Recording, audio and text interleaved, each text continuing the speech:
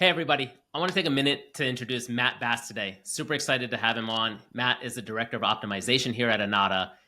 Matt has run creative strategy at Common Thread Collective for close to 3 years, has been marketing director for a fashion brand for close to 7 years, and now you're running optimization and research for over 24 brands here with us at Anatta. Matt, I really love the way you look at optimization.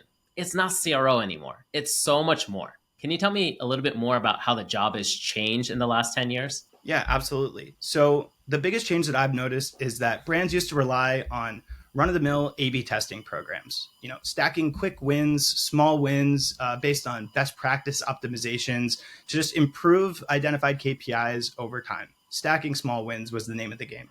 That's really changed. Now we see a more holistic approach to optimization strategy, where there's true consideration for the traffic source, how traffic's being primed with different visuals and messaging. And on the optimization side of things these days, we're really focused on ensuring that there's cohesion across touch points, that we're receiving traffic in a way that meets users where their expectations lie. So if you're priming someone with a certain offer and message, you're meeting them there with those same value propositions.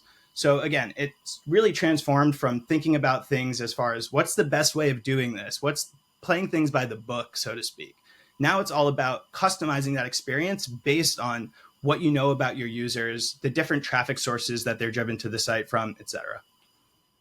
Yeah, it seems like, in the past, you could be focused on just one aspect of the funnel and ignore everything else. But the way you're describing it makes it seem like it's a lot more 360, that we're not just looking at purely, hey, as soon as you land on the website, what are the experiences that we can just small manipulate and make changes for? But it has to be bigger than that. Am I hearing that right?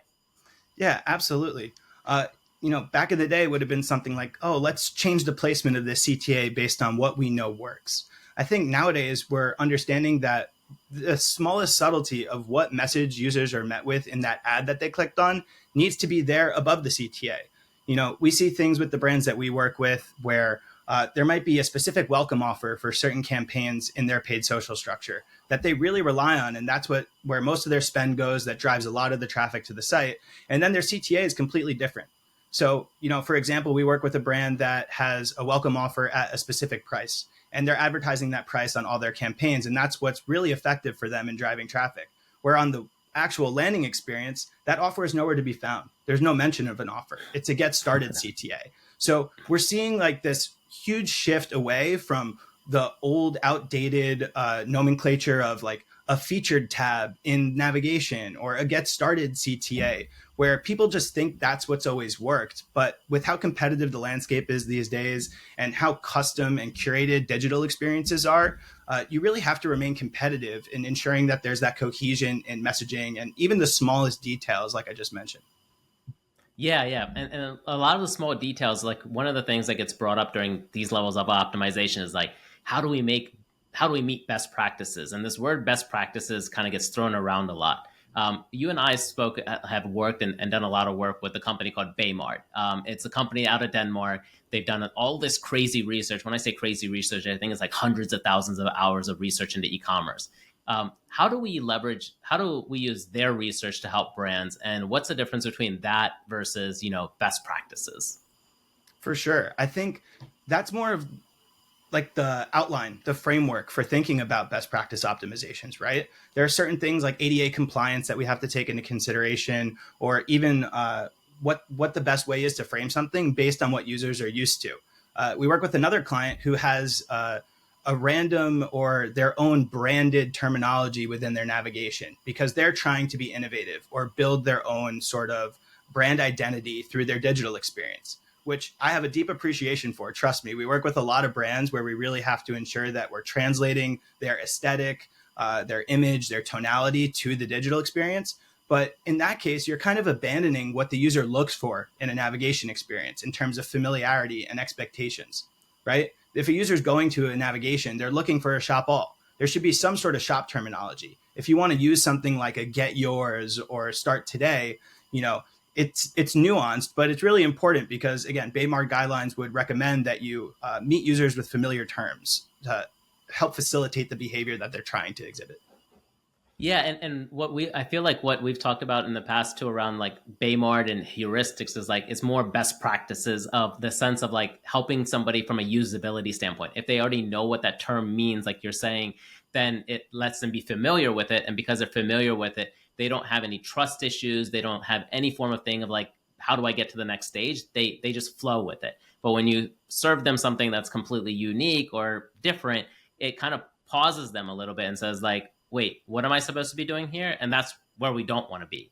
And so when we think about it from that perspective, it feels like, those types of best practices or those type of like what usability and research has shown is that it helps you kind of work through funnels that are leaky versus necessarily does like doing best practices really move the needle in terms of like making much higher conversion rates, or is it more like, hey, we're fixing like leaky funnels? Yeah, I think you said it perfectly. When we're following best practices, it's really just ensuring that users are understanding how to move through the funnel across touch points, find what they're looking for, as it's been proven over decades and hundreds of thousands of hours, like we said. But when we talk about moving the needle, I think that's where things get really interesting, right? That's your opportunity to just use that framework of best practice to do it your own way as a brand. How you highlight your offer, how you merchandise your product offering, et cetera.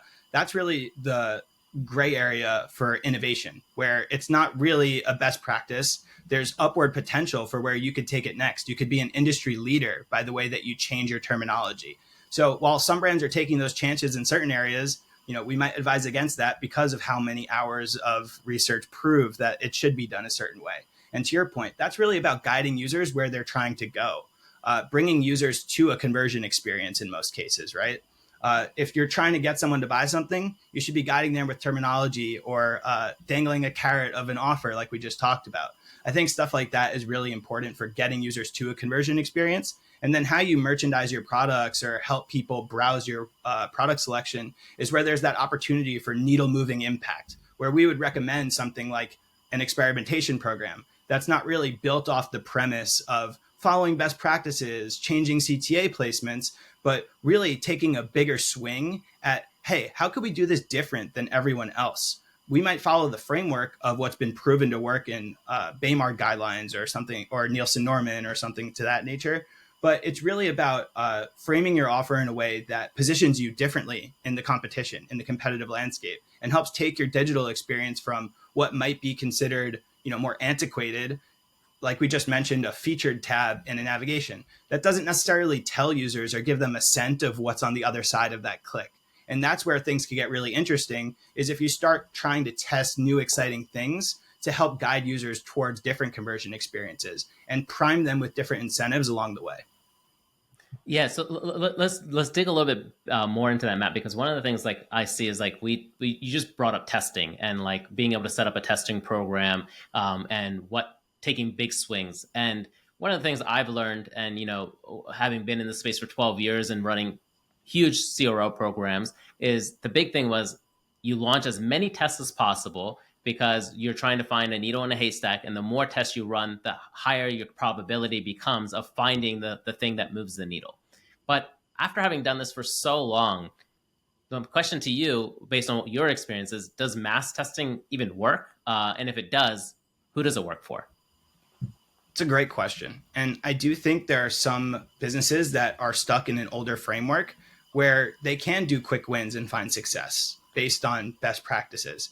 There's a lot that a lot of businesses can do if we were to conduct a UX audit for a lot of these brands that have older websites that haven't made new design changes in a long time. Like, we're in a rapidly transformative competitive landscape where there's new stuff coming out all the time, new research coming out that really reveals new opportunity for a lot of brands that are rooted in direct to consumer e-commerce to help innovate their own digital experience. And again, like, this whole concept of meeting users where their expectations lie is really important, because in optimization, we're not in the business of changing user behavior. We're in the business of optimizing a digital experience based on the underlying user behavior. We're not going to push users towards something that they don't want. We're going to craft an experience that helps facilitate that behavior to be more streamlined and seamless. So I would say, when you're trying to, like you mentioned, the leaky bucket earlier, all of those are optimizations that can be stacked incremental marginal wins in a robust experimentation program. But if you want to move the needle, I think that's a really big question. What does that mean for a lot of these businesses? From what I've seen, a lot of businesses, like we said, are running these really big social campaigns. Those are their drivers for traffic. And that's where they experiment with different offers, new product releases, and they shift their budgets accordingly to help facilitate those conversion outcomes. And on the receiving end of that traffic, we often create new landing experiences. Oh, you're running a collaboration with a certain influencer. Let's create a page for that, right? So that's where you could have a needle moving impact. I think it's really the holistic experience of, you have to be in partnership with the brand's marketing channels. What message are you putting out there so that we could create a digital experience that, again, meets the users where their expectations lie? If they're being primed with a certain message, that has to be prevalent on the landing experience. There can't be that disjointed relationship. So when we take bigger swings in experimentation, I think it's usually about how we speak to the users in terms of, what is their motivation? Can it be framed better or differently? Can we add more messaging, social proof, and a lot of times with our consumable businesses that we work with, or fit and sizing information for the apparel businesses that we work with, or fabrication information? So there are different experiments that I think are all very custom for the different industry, for the different user, and where the pain points lie, or what value propositions these businesses are trying to get across in their digital experience.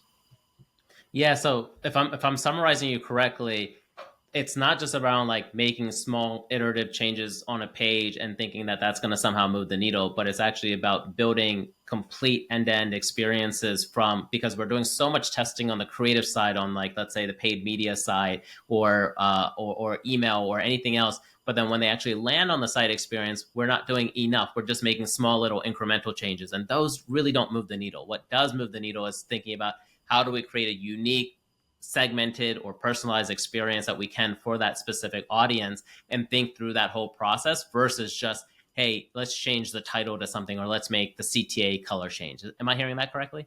Yeah, absolutely. And I think it's interesting because we're speaking about this in the context of conversion rate optimization, when we know well that we work with a lot of businesses and brands that have different KPIs, different measures of success. We work with a ton of supplement companies and different consumable businesses that rely on LTV as a true measure of success, where a small change to conversion rate doesn't really do a lot for their bottom line. So how do we incorporate an experiment that has consideration for expectation setting to see results of a supplement over time? Or if it's a prepay consideration, how are we positioning that offer such that we're facilitating more prepay purchases than one-time or month-to-month subscription? That helps move the needle in a bigger way than just an incremental improvement to conversion rate that might happen by tweaking a buy block element or moving around the hierarchy of messaging. When we have different KPIs, I think it's really important to understand that that conversion event is really a gateway for a long time, lifetime customer relationship, where we're making optimizations and different experimentation programs based around solely portal experience and return user experience, because we know that the businesses that we work with care more about facilitating long-term growth and those long-term relationships.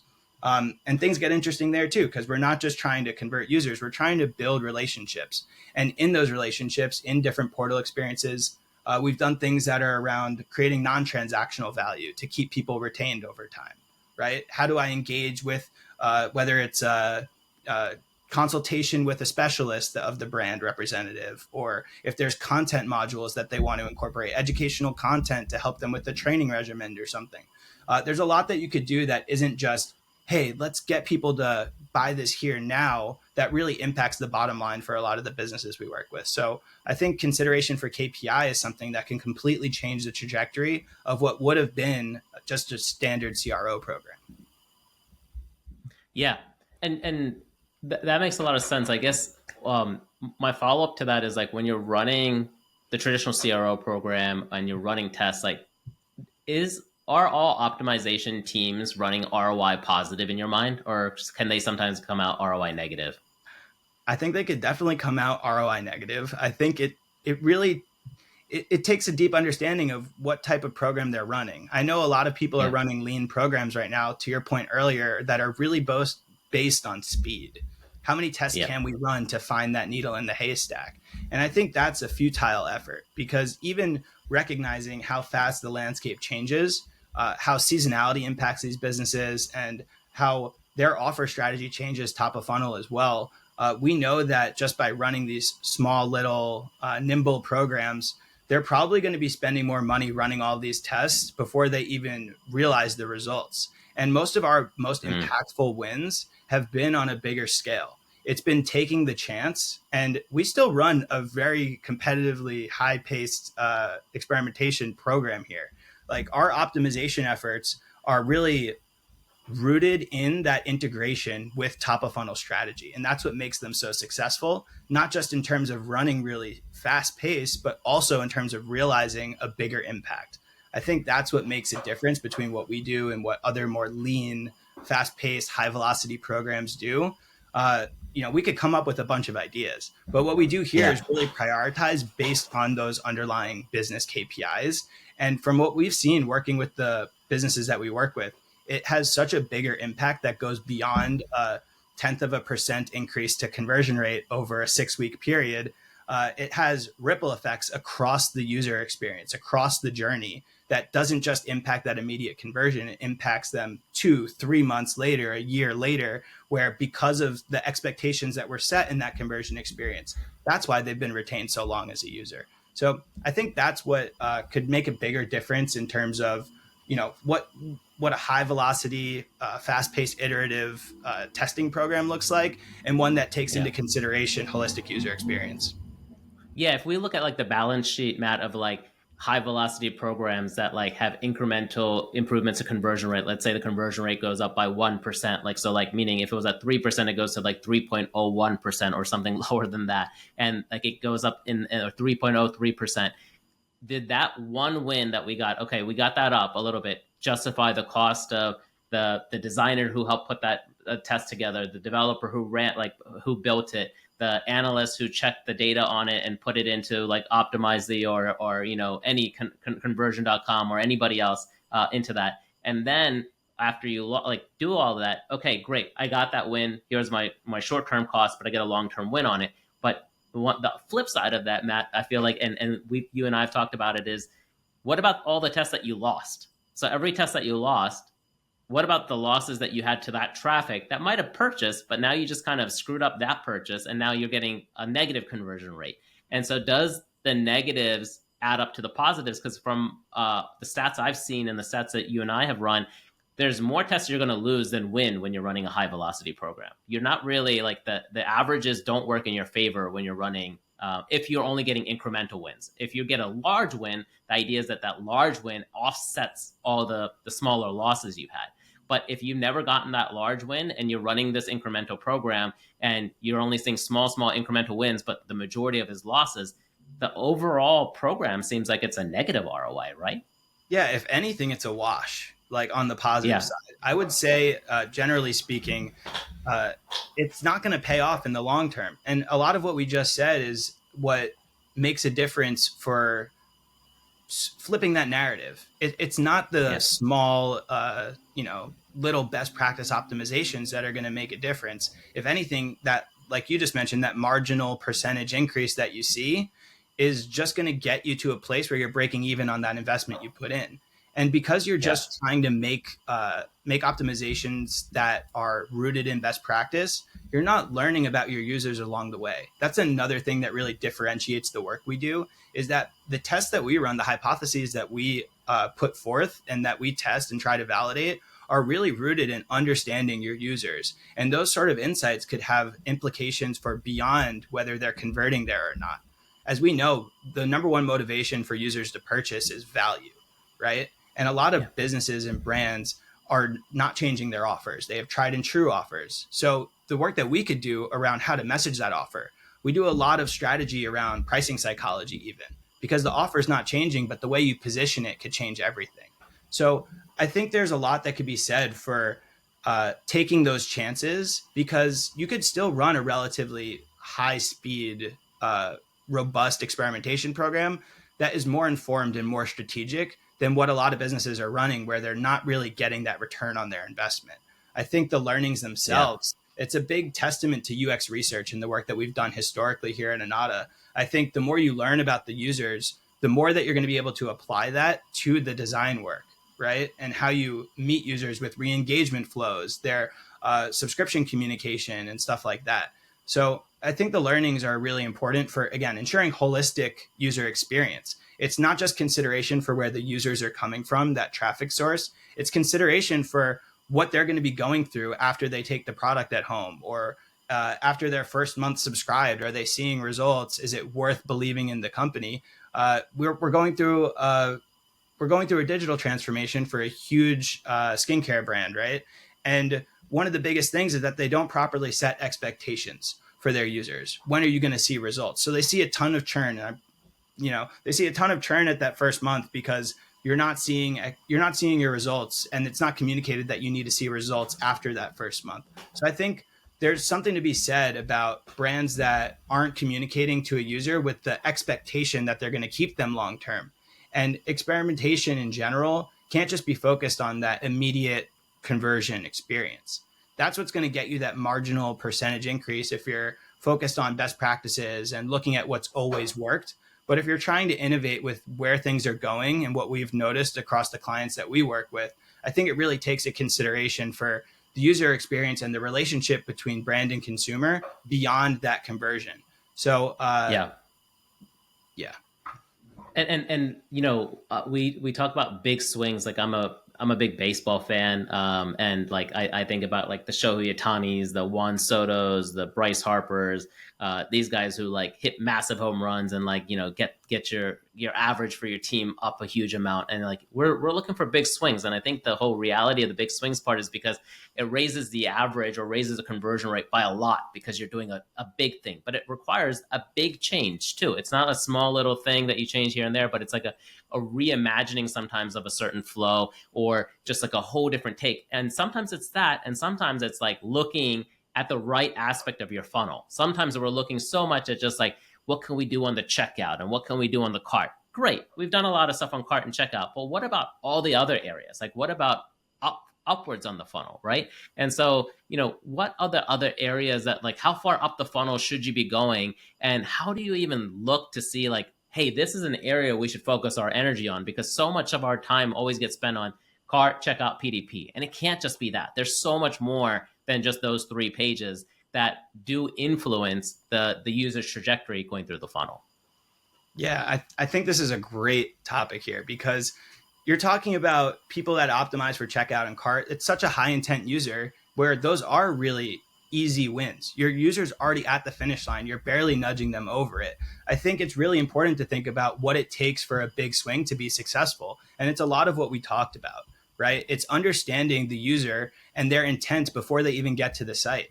And a lot of the user research that we do and the learnings that we get through thoughtful experimentation, strategic experimentation, is what reveals nuggets of gold for future optimization efforts, for informing those big swings. For example, one of our supplement companies, we did a lot of experimentation, and we uncovered that users are inclined to purchase more than 4 units per transaction, which is very rare for a supplement company, right? And they did not have a bundle experience. And as we know, and what Baymard would confirm, is that users with multiple units per transaction would be inclined to a value offer proposition, right? So that took us putting together a proposal, an argument for why we think it's so important to invest in this big swing.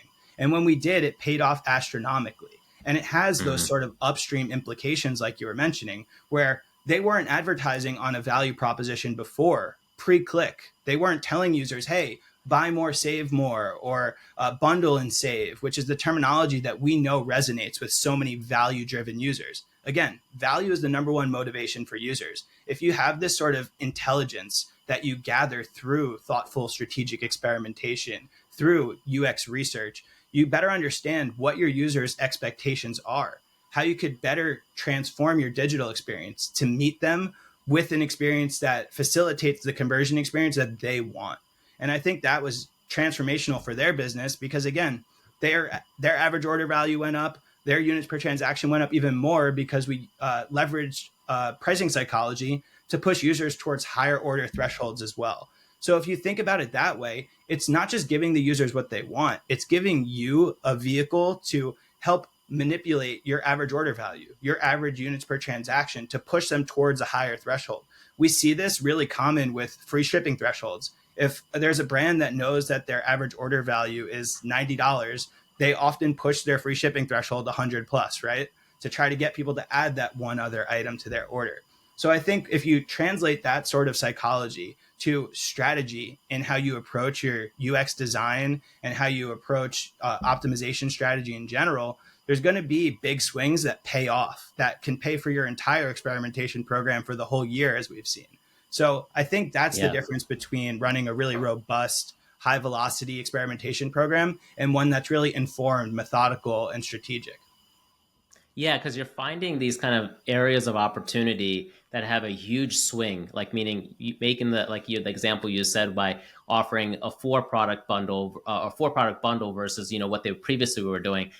It's not just about bundling. It's not just about adding a quiz. That's not like the idea. Like anybody can throw out these terminologies, oh, build a box and stuff like that. Sure, put a quiz in there, but that's not the idea. It's like if you're in a specific vertical, like you were talking about with supplements, and we know that customers at this point, from a benchmark perspective across other supplement brands, customers do like being able to purchase more and saving more. And that's a principle of value because it's an expectation that they've gotten from other supplement brands. And so if you're meeting them where their expectation lies, then you're able to see this big swing in probably with 4 products being there and average order value, and probably their LTV goes up as high. And by doing just that, it could be, that's the home run that we're looking for. That's the big swing that we're looking for, because it actually moves the needle for AOV and LTV by such a large margin that it wasn't incremental. This was not like a one-off, oh, cool, the average order went up by $2. My guess is in that scenario, the average order value or the LTV went up by a lot in that. Am I correct to assume that? The conversion rate for that bundle builder compared to site-wide average was 60% higher. So it's not Wow. just speaking to average order value and LTV in that sense too. It's people want to convert on an experience like this. It's what they expect, Yeah. and it's what they want from this sort of business. So them by not having it is one of those things where it's a huge missed opportunity. We talk about the big swing that they were Yeah. whiffing and they didn't even realize it. So I think Yeah. there's a lot of instances where brands aren't fully aware of what their users want because they're so fixated on the data and moving that one conversion rate metric without taking into Yeah. consideration, well, what's our top performing ad messaging? What are users engaging with the most on this site? And that's a lot of the work that we do in UX research, is uncover what user behavior is telling us, what the motivation of users are, and how we match that with the value proposition of the businesses that we work with. Yeah, and Matt, I think like one of the other parts that I see is like industry benchmarks in specific spaces that brands might not be aware of. So like one of the examples that I've shared with you and we've talked about and we've done a lot of work for is like influencer based landing pages. Okay, sure, create a landing page, but it's not just about creating a landing page. It's about mapping the experience of that influencer and what they could be providing, because one, this is a trusted audience. Then they could be coming in and making sure like we do all the little detailed events for it. So it's not just about, okay, let's put an influencer landing page together. It's more about how do we convey the right messaging, their face, their message, their quote, their specific product options that they recommend, and putting that into an experience that feels unique. Because when we've done that, and I remember doing this across for a few supplement and food and beverage brands, we've seen conversion rates go like all the way up from like 8 to 9% on the low side. And I know a page that we were working on for a very high end supplement brand that, that's on our portfolio, that was converting at like 14 to 15% of that podcaster's audience. And that's not normal, but that's what I would call a big swing, because we're actually getting conversion rates at that specific channel. I'm not saying 14% site wide. I'm saying it for that, audience. But it's possible to do that. It's not like impossible, but you have to know that that's actually available to do. And it's not just, oh, it's any landing page. It's detailed, right? Like we're actually putting the level of attention and detail into that experience because we know what type of customer that's coming in. 100%. And that is well within reason if you understand your customer. And for a lot of these brands that do these influencer partnerships, they see the benefit of, wow, that channel converted so great for us.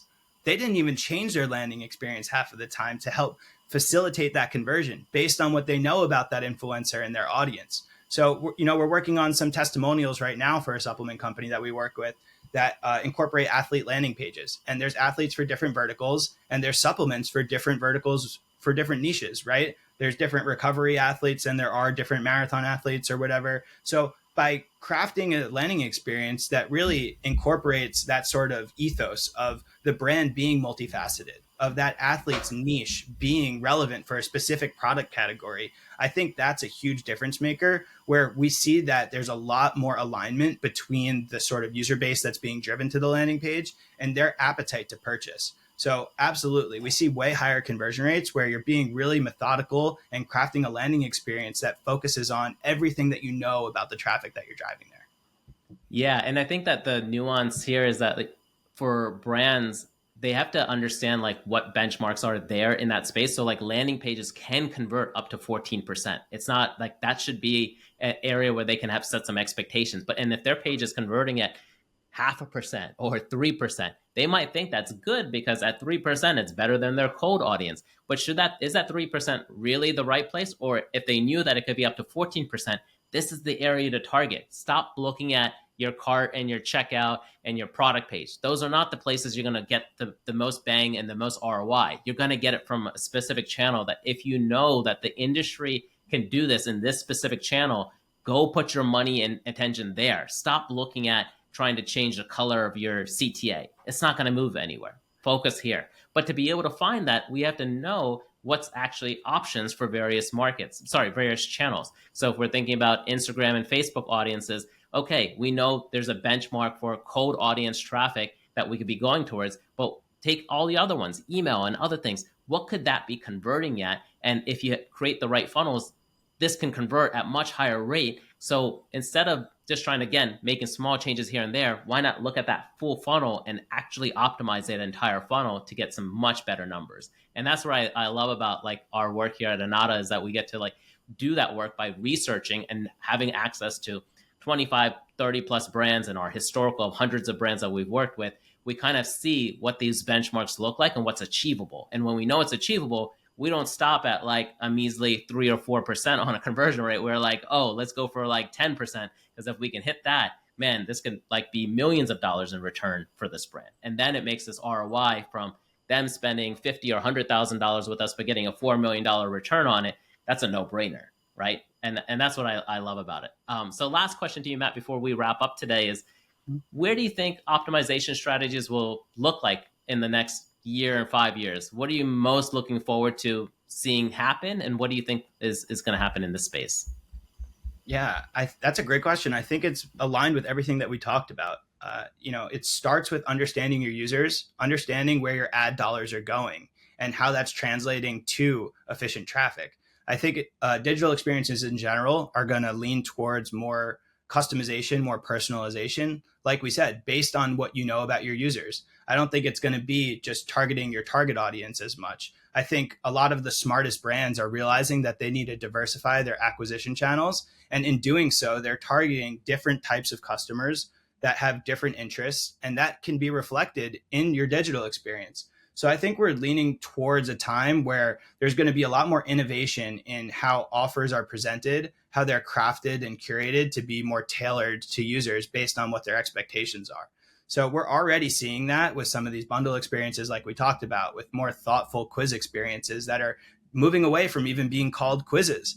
Like that sort of evolution of what the norm was a few years ago is going to be taken to the next level in the coming years. I think it's going to be a lot more about users having more autonomy over their purchase experience and how brands lean into that. And they're more adaptable to meet users, again, where their expectations are. Users want to have a conversion experience that feels like it was easy, like it wasn't this mental effort of calculating the savings and having to read the whole bulleted thing.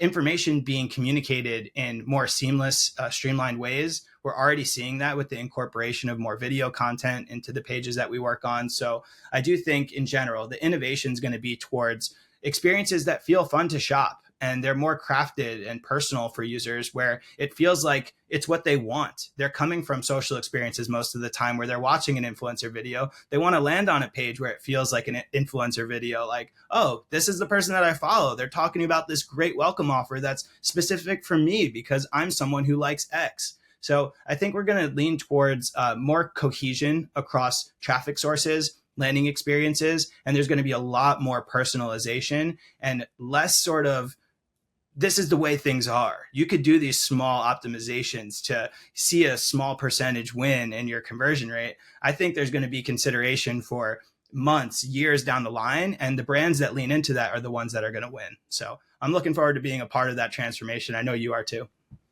Absolutely. Thank you so much for joining us, Matt. Absolutely.